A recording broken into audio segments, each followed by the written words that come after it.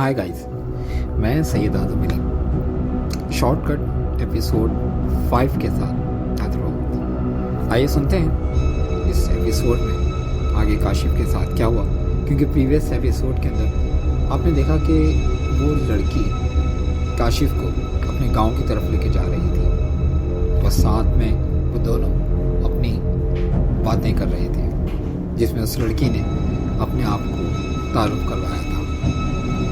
अपनी तारीफ पर काशिफ ने उसके होठों पर मुस्कुराहट देखी, जिसमें एहसास तफावुन नुमाया था। उसकी मुस्कुराहट काशिफ को सपाट और खोखली लगी, बिल्कुल गैर फितरी। जिंदगी के हर एहसास से आरी काशिफ कोशिश के बावजूद भी उसमें ज़िंदगी तलाश ना कर सका। अचानक लड़की ने मुस्कुरा कर काशिफ को मुखातिब किया। तुम हम परस इंसान मालूम होते हो। अगर बस्ती में सन्नाटा है, इसमें गैर फितरीपन कहाँ से घुसाया? शायद मैंने गलत कहा हो, लेकिन मुझे ना जाने क्यों ऐसा लग रहा है मेरे कदम किसी बस्ती के बजाय कब्रिस्तान की सिमत उठ रहे हो। लड़की ने कोई जवाब नहीं दिया, बस अजीब अंदाज में मुस्कुरा कर रह गई। जिस अंदाज में वो मुस्कुराई, उसको देखकर उसको फिर किसी गड़बड़ का एहसास होने लगा।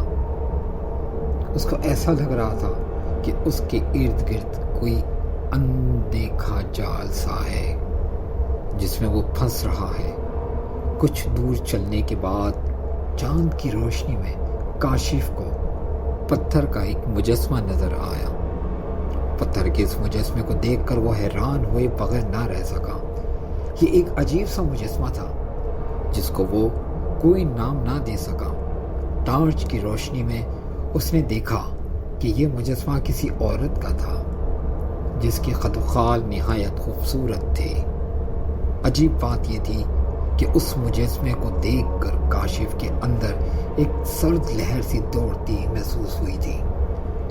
उस मुजस्मे को देखकर किसी रियासत की हुक्मरान का गुमान होता था। ये किसका मुजस्मा है?